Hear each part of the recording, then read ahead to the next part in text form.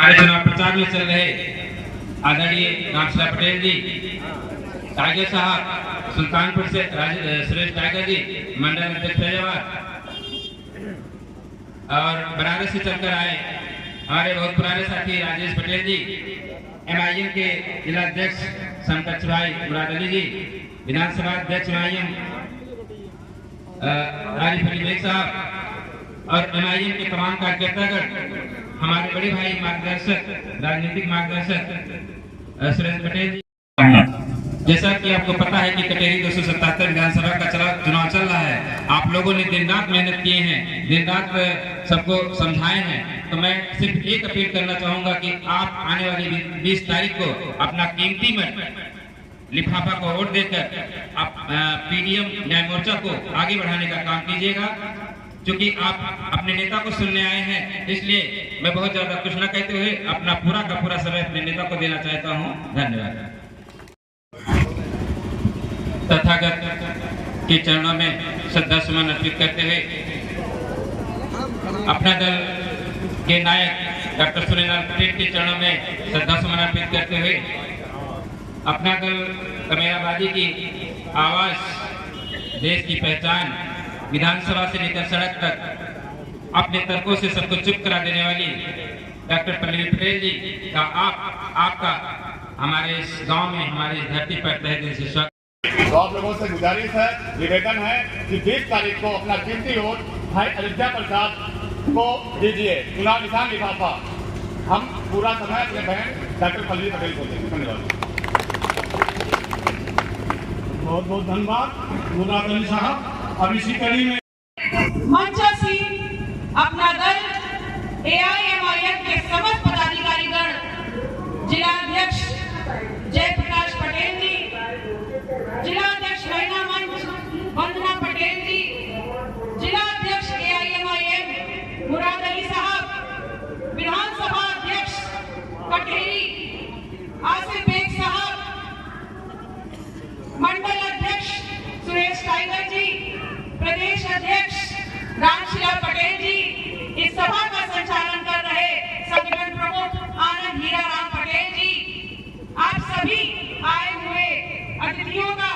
जिनका नाम ले पाए और जिनका नाम नहीं ले पाए, और जिनकी वजह से मुझे ये मौका मिला है कि मैं आपके बीच में खड़ी होकर के अपनी बातों को रख सकूं, ऐसे PDM के अपना दल कमेराबादी के प्रत्याशी अयोध्या पटेल जी, आप सभी का दिल की गहराइयों से बार-बार स्वागत करती हूँ, इस्तकबाल करती हूँ और धन्यवाद करती हूँ। ये उत्तर प्रदेश की राजनीति में सत्ता में हिस्सेदारी और हर समाज की भागीदारी की इस मुहिम को लगातार तेज धारी तलवार में परिवर्तित करने का काम कर रहे AIMIM के सदर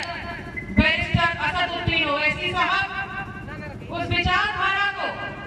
जमीन पर मजबूती देने का काम कर रहे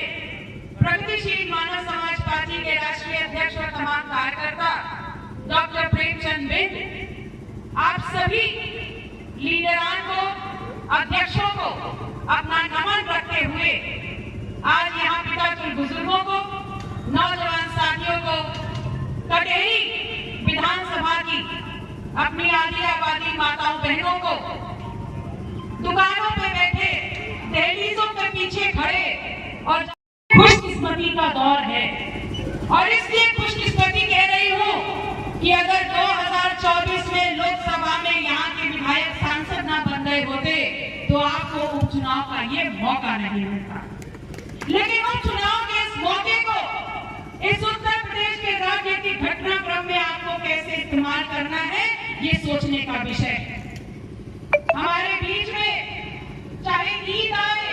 चाहे बकरीद आए, चाहे दिवाली आए और चाहे दशहरा आए, हम आने वाले हर धार्मिक त्योहार की तैयारी बड़े मनोनयन और योग से करते हैं।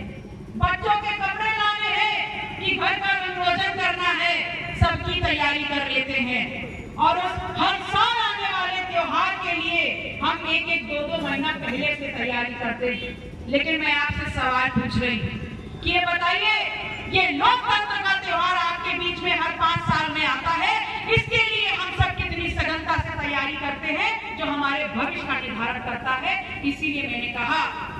कि ये उपचुनाव हमारे लिए खुशकिस्मती का दौर है। और खुशकिस्मती का दौर कैसे? ये ऐसे कि आप मेरे सवाल का जवाब दीजिए कि उदाहरण के तौर पर अगर आप भारतीय जनता पार्टी को जिता करके समाजवादी पार्टी को हरा देते हैं,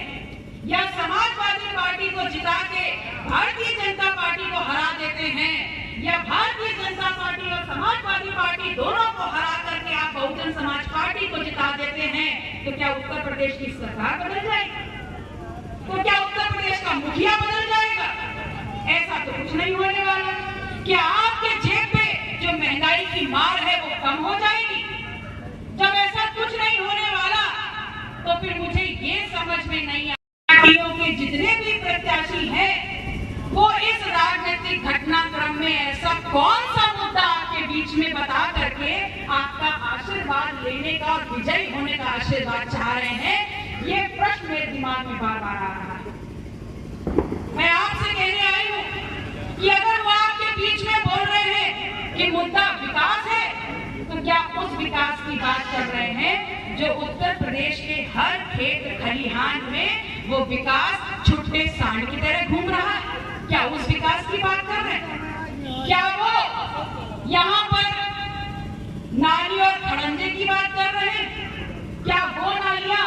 जो पहली बरसात आते ही पानी से उफना जाती हैं और अगली बरसात तक कीड़ों के साथ बजाती रहती हैं? क्या वो इन बहती हुई नहरों की बात कर रहे हैं जो सूखी पड़ी रहती है और इस प्रदेश के खेत प्यास बुझा पाती है और ना गर्मी से जूझ रहे खेतों की प्यास बुझा पाती है? क्या ये बात कर रहे हैं कि हम बेहतर शिक्षा व्यवस्था कर देंगे? अगर बेहतर शिक्षा व्यवस्था कर देंगे तो आले जनाब जरा कान का मैल लगा के निकाल के सुन लीजिए कि अभी तो हमारे घर के बच्चे दहलीज से निकल करके प्राथमिक विद्यालय भी नहीं पहुंच पाए थे और आपने 27,000 प्राथमिक विद्यालयों में ताला लगाने की घोषणा कर दी। हम विश्व गुरु कहलाते हैं और ये सोच करके छाती ठोकने का काम करते हैं। लेकिन सोचिए, अगर हम विश्व गुरु हैं तो इस देश में यूनिवर्सिटी बनाने की बात क्यों नहीं होती? इस देश सरदार पटेल जी के चरणों में अपने श्रद्धा के सुमन अर्पित करते हुए उनके जाने के बाद इस केसरिया नीले झंडे को लगातार पूरी मुस्तैदी से हाथों में थामे हुए उत्तर प्रदेश की राजनीति में तमाम कटेहरी विधानसभा की इस धरती पर सर्वप्रथम जिनके हौसले, जिनकी सोच, जिनकी विचारधारा को लेकर के हम आपके बीच में चलने का काम कर रहे हैं